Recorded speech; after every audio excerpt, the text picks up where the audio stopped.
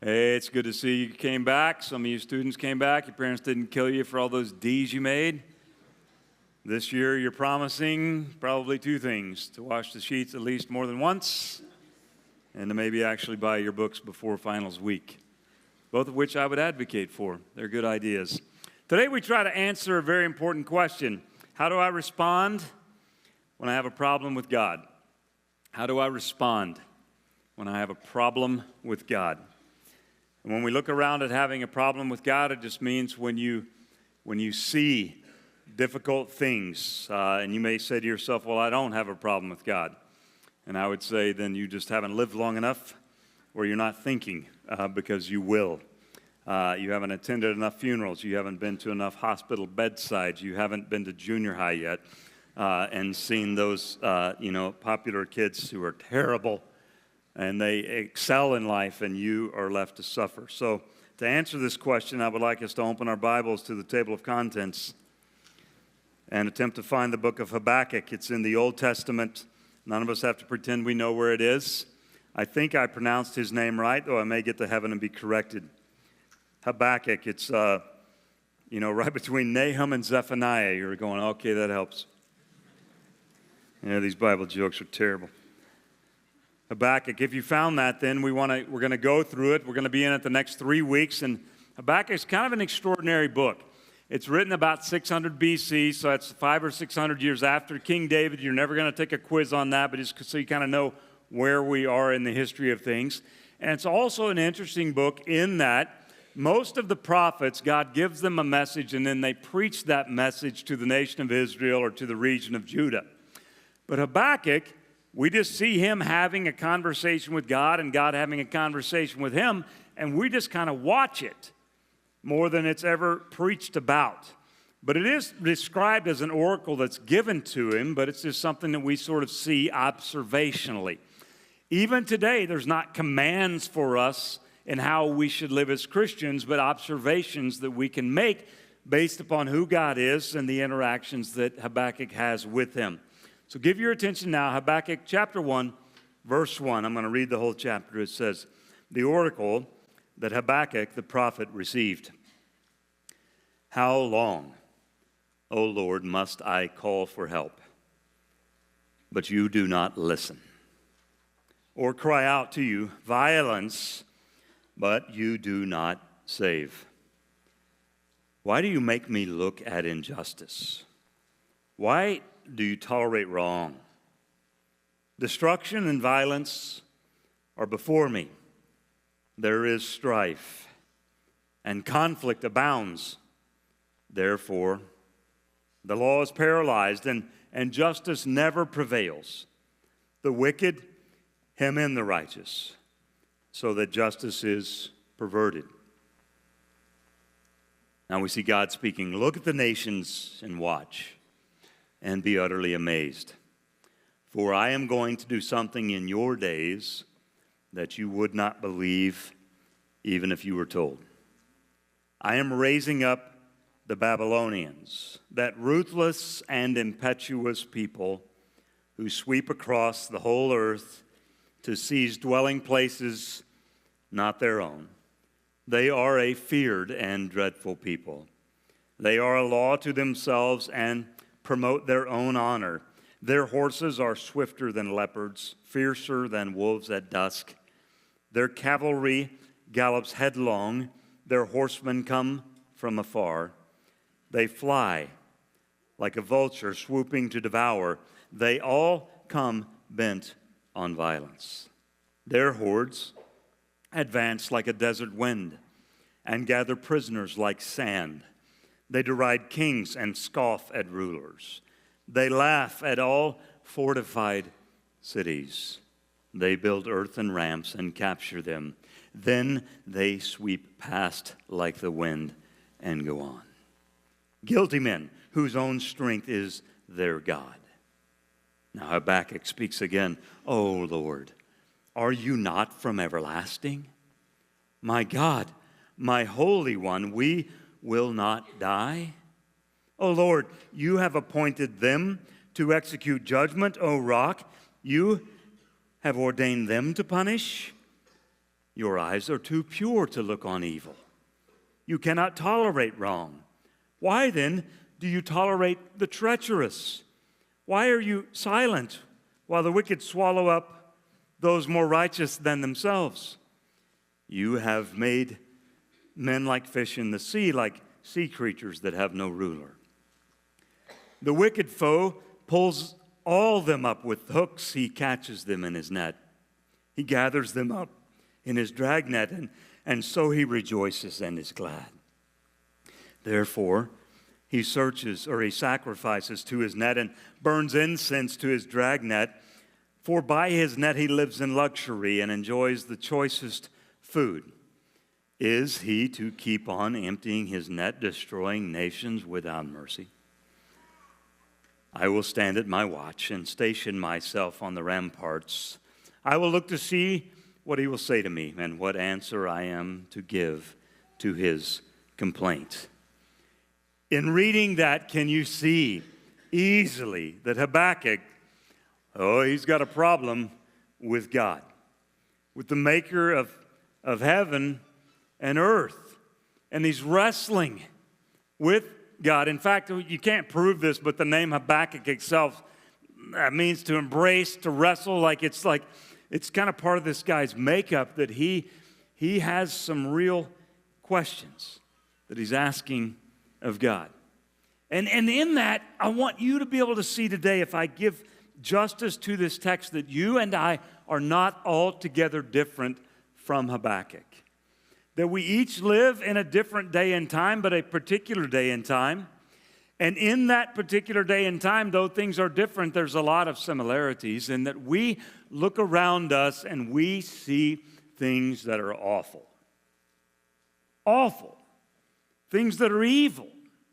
And that frustrates us. There are things that frustrate me, and they may likely frustrate you. A question that I have asked many doctors that I have known is, why in the world can a righteous Christian couple suffer with infertility? That's the word we're searching for. Why can they suffer with infertility? A righteous Christian couple who would be great parents, yet, to my knowledge, there has never been a documented case of infertility among drug addicts. Why? I know you're thinking I shouldn't laugh at that. I'm not mocking those who struggle with addiction, but I'm just going, why? Why? There never has been. Why? Why is it that when your grandmother's cooking an egg one day with her sweet house coat on and that shirt catches fire just a little bit and it burns her, that she'll be taken to the burn center, she'll live for several days, and then she will die in the midst of her righteousness, yet in the bed next to her will be a thug who's Superman himself, naked over a fire, and he will live and never pay his bill. Does that not frustrate you? Why is it? Why is it that I myself have done the funeral of a 3-year-old girl who was accidentally shot by her own father? Why? Now, you may not have questions that are that deep and of that nature, but they're real and important to you. I'm not mocking this, but puppy love is real love to a puppy. So when your junior hire comes to you and they have questions of God as it relates to how their life is working, that is as real gets to them right then. And you have those questions in your own heart. And you have likely responded to God in the same way that Habakkuk responds in verse 2 when he says, "How long, O Lord, must I call for help, but you don't listen?" See, we want to describe here, we want to see what exactly, just in this particular instance, what exactly was Habakkuk's problem with God? What was he frustrated about? And right here we see him asking a very direct question.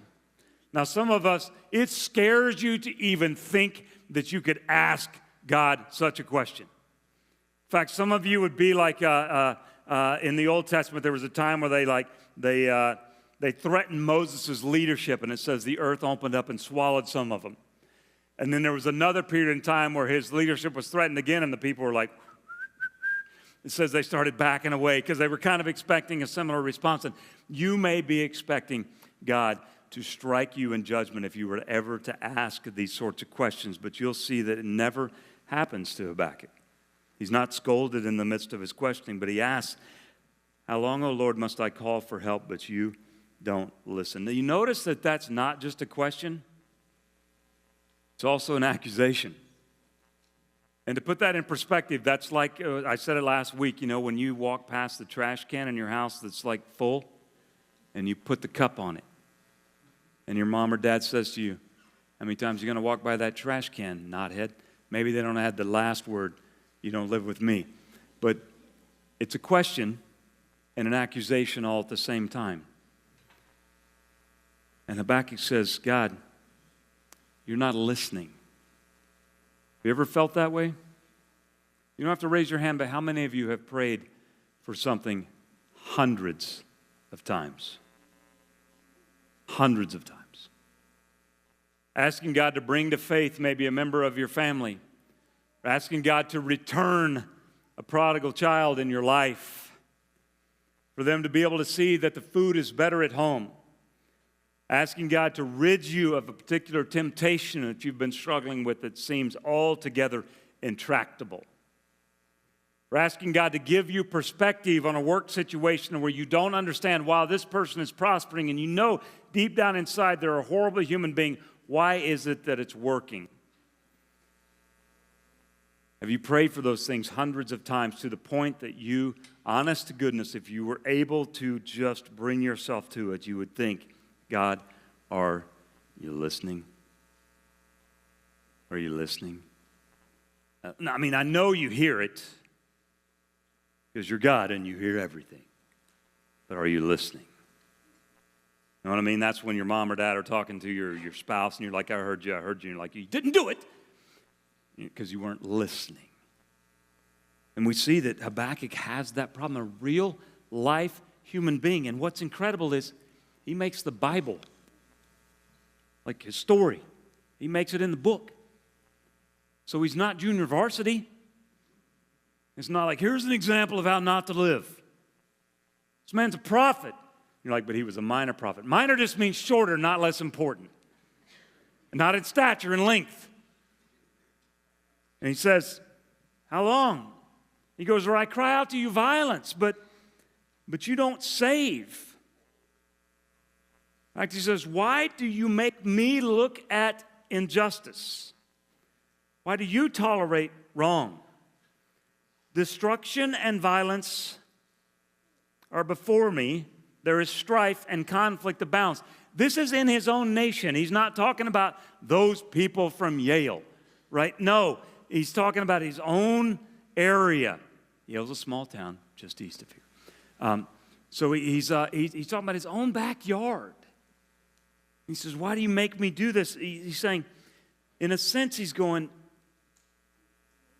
I kind of feel like you could do something about this and you're not. So in addition to asking the question, I feel like you're not listening or making a statement or something, he's going, I feel like you're not doing anything about it. And I feel like that's having an adverse circumstance or reaction in your life. Verse 4, he says, therefore the law is paralyzed, meaning, God, since you are not enforcing your law in this nation of Israel, the law seems to be useless. So we could have all the laws in the world on the books in Stillwater, and if we don't have a police department that can accurately, judiciously, legally, lawfully, righteously enforce those laws, it doesn't make any difference how many of them you put on the books. So he's got this problem with God of saying, God, supposedly you've organized our country, our life. Don't think America, he's talking about Israel.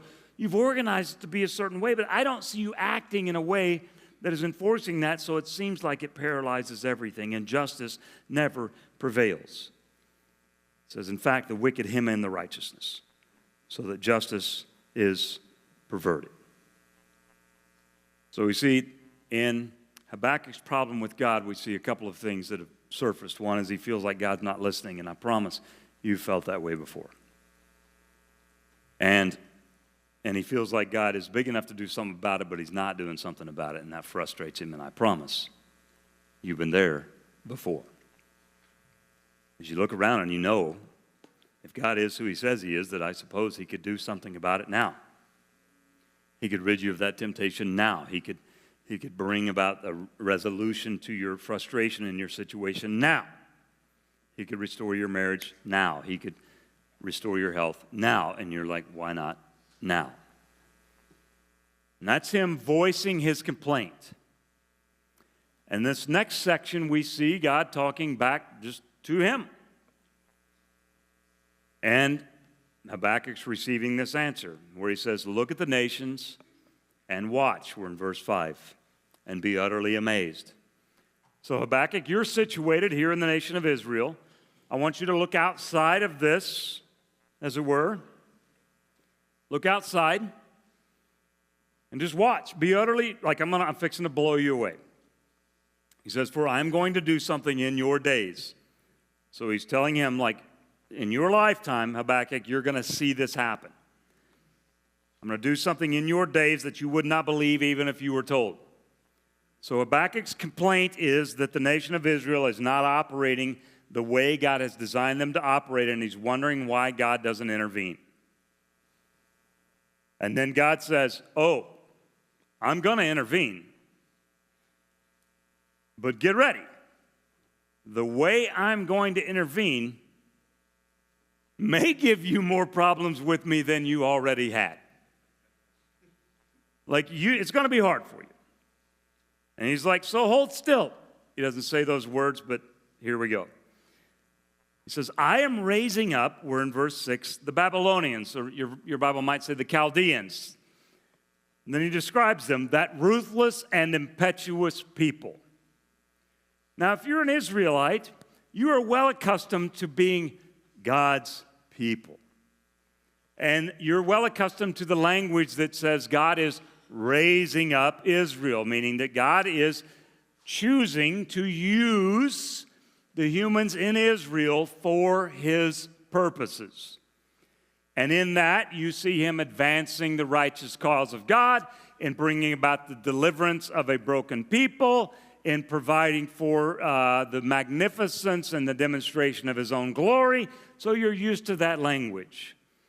But you are not used to hearing him say, I am raising up the Babylonians, the Chaldeans, meaning he's saying, I am personally going to use a pagan country and the people therein.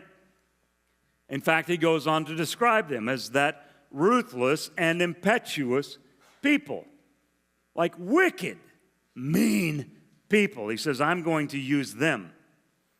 This ruthless and impetuous people, and then keeps describing them, who sweep across the whole earth to seize dwelling places not their own. So, I'm going to use this people who take people's houses. In fact, they are a feared and dreaded people. They are a law to themselves. They don't knowingly ascribe submission to any God. They're a law to themselves. They promote their own honor. And when you look at them, it seems to be working. Because, after all, their horses, and he just describes them metaphorically, are swifter than leopards, fiercer than wolves at dusk. Their cavalry gallops headlong, their horsemen from afar. They fly like a vulture, swooping to devour. They all come bent on violence, right? You notice how he goes to these great pains to describe the wickedness of this nation. He could have just said to Habakkuk, hey, I'm going to use Babylon to bring judgment on Israel. But instead he's like, I'm going to use Babylon. Let me tell you about them. They're as awful as you think they are, even more so. They deride kings, verse 10. They scoff at their rulers. They laugh at all fortified cities. If you built a wall around your city, you fancied yourself in a place that was secure. And he says they laugh at those. Here's what they would do is just surround it and take their sweet time, one bucket of dirt at a time, building a ramp to the top of the wall and then over they go into the city, killing anyone who remained. They sweep past like the wind and go on. Guilty men whose own strength is their God. Wow. So Habakkuk has a problem. God, I feel like you're not listening. God, I feel like you could do something about it, but you're not doing something about it. And God says, okay, I'm going to do something about it. And then Habakkuk's going to be like, wait a minute. That plan doesn't seem fair. And you've had a similar problem with God before. As you wrestled with a particular question, a frustration or a concern, or in particular when you've seen your children struggle with these things that maybe you've resolved it in your own mind, but you watch them struggle. You watch someone you care about struggle with these questions of God, knowing that God could miracle up an answer for them now, but for some reason he's choosing not to, and you watch that struggle, and you know the mud that they're about to be dragged through, and you think, God, that doesn't seem fair. When you think about your own self, you can think, well, I probably have it coming. But when you look at that sweet daughter, that son of yours, you think, gosh, they seem nice. Why would you make them go through that? And this is Habakkuk's issue. In fact, in verse 12, we see him speaking back, and he says, oh, Lord, are you not from everlasting? Like, you didn't just show up here. My God, my Holy One, we will not die, right? When you think of the Babylonians and God using them to bring judgment, your natural thought would be, there'll be none of us left.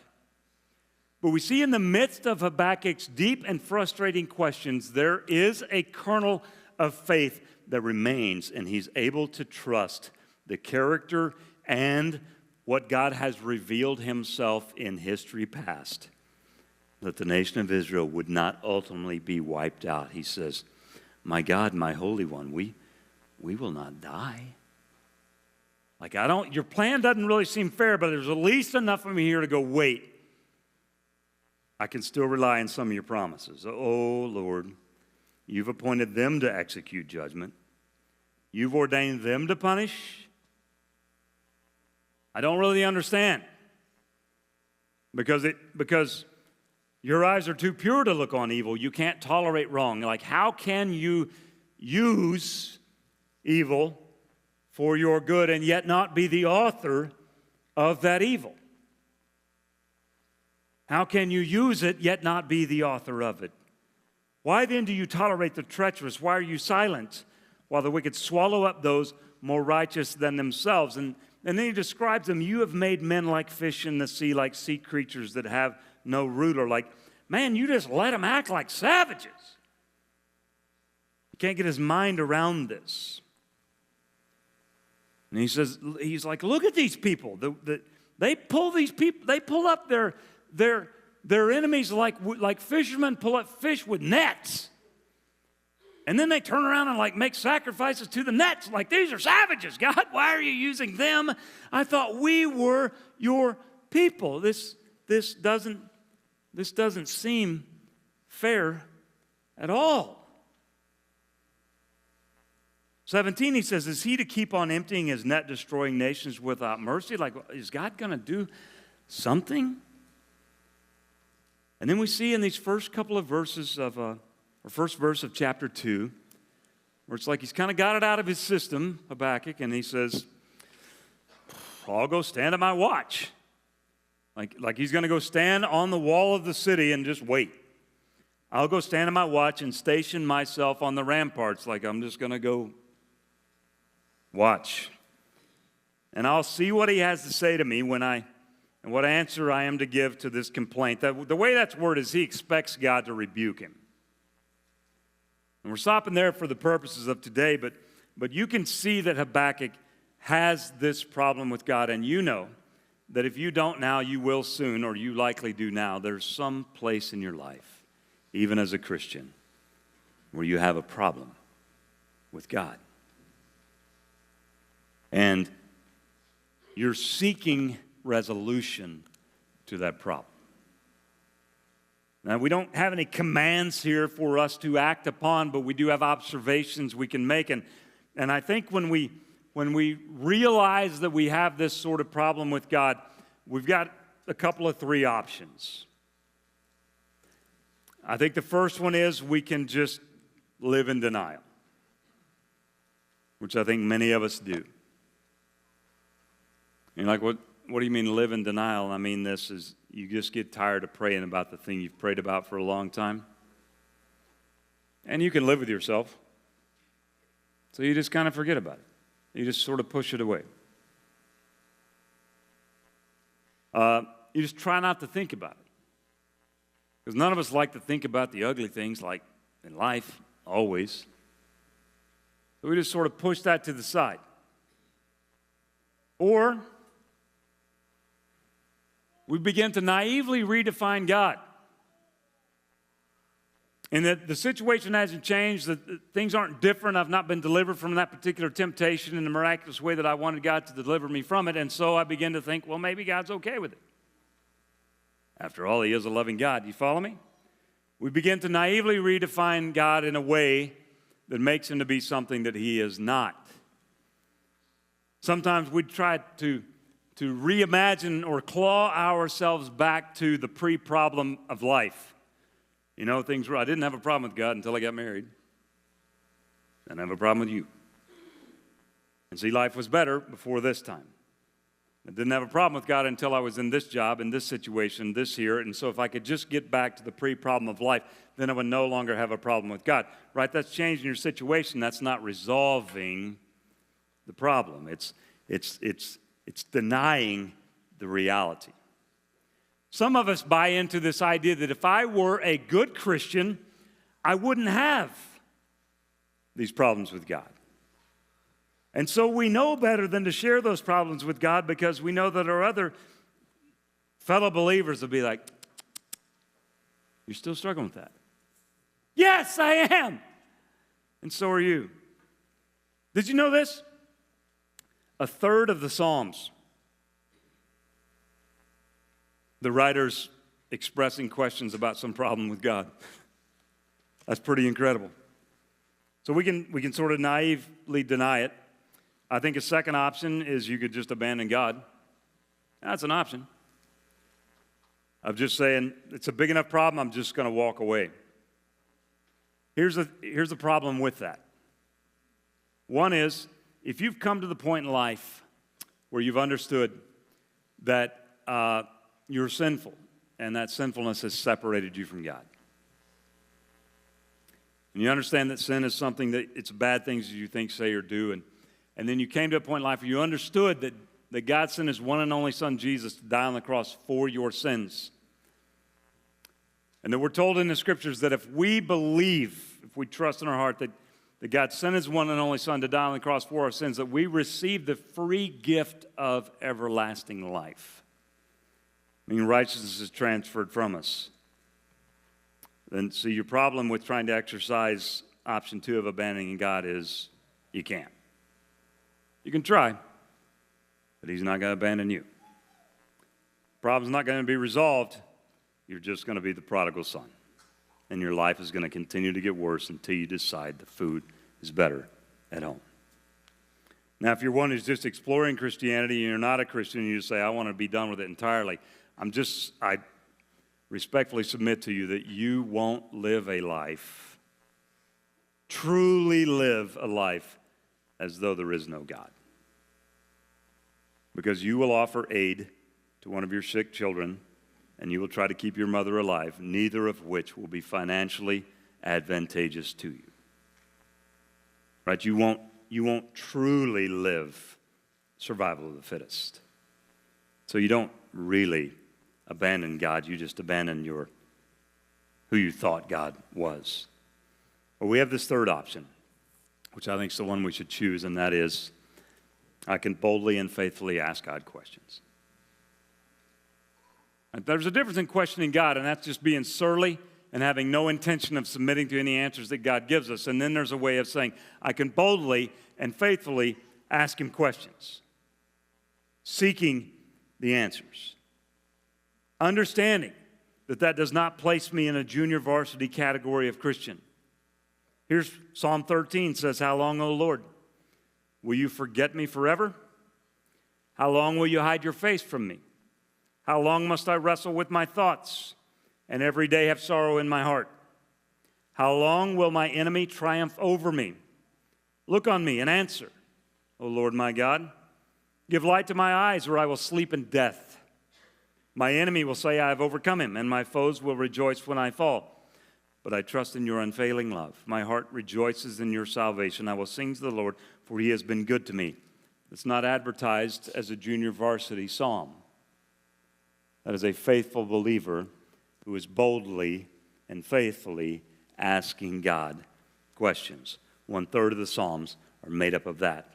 Job is a book where they're asking God lots of questions. Lamentations is a book where they're asking God lots of questions. Christian, know that if Christianity is true, if God is who he says he is, then no amount of scrutiny will overturn it. God is big enough for your questions. He's big enough. And asked in the right way, God is not offended by your questions. Ask and wrestle with God. Because questioning, asking God hard questions, can become a very significant part of your spiritual journey. It can end up being some of the most life-changing growth that you can receive. Will you today choose to get back in the fight and begin to ask those questions again? Let's pray. Father, there are those of us who've asked questions so long that we've given up, thinking that there are no answers. Would you give us courage to ask those questions again? There are those of us, Father, who have hardened our own hearts and who are not willing to receive an answer from you were you to give it. And we ask that you would soften us so that we might hear from the Scriptures and through the Spirit again.